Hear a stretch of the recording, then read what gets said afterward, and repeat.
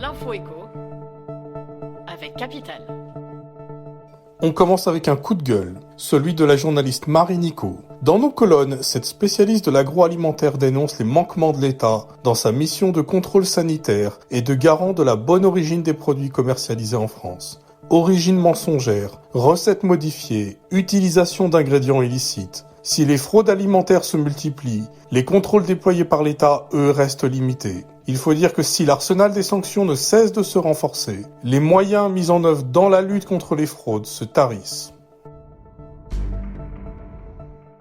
On enchaîne avec la bonne nouvelle du jour, pour une catégorie de salariés du moins. Dans une décision rendue mercredi 23 novembre, la Cour de cassation a complètement revu sa position concernant le calcul du temps de travail effectif pour les salariés itinérants, ces travailleurs qui réalisent de nombreux déplacements professionnels et qui n'ont pas de lieu de travail fixe ou habituel. Désormais, la haute juridiction estime que le temps de trajet d'un salarié itinérant entre son domicile et son premier client, puis entre son dernier client et son domicile, peut dans certains cas être pris en compte au titre des heures supplémentaires. Mais si cette décision porte uniquement sur le cas des salariés itinérants, on peut se demander si elle ne pourrait pas s'appliquer également à l'ensemble des salariés qui réalisent des déplacements professionnels.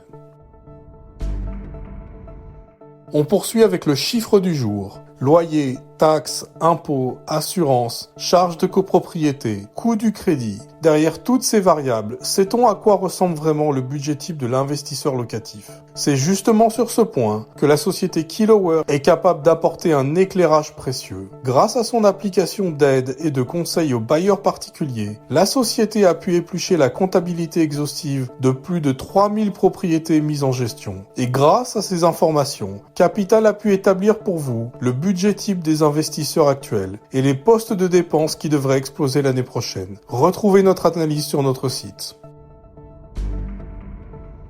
Et on finit par l'info pratique. Les foyers dont les contrats sont adossés aux tarifs réglementés de l'électricité ou du gaz vont subir une augmentation de 15% dès le début de l'année, tandis que la facture a déjà enflé de 60% en un an pour ceux utilisant le fioul et de près de 150% pour ceux disposant d'un poêle à granulés de bois. Dès lors, pour tous ceux qui souhaitent réduire leur consommation, quel que soit leur mode de chauffage, Capital a constitué un dossier complet regroupant toutes les solutions les plus efficaces pour réduire la note, depuis les contrats récompensant la sobriété jusqu'aux coups de pouce gouvernementaux.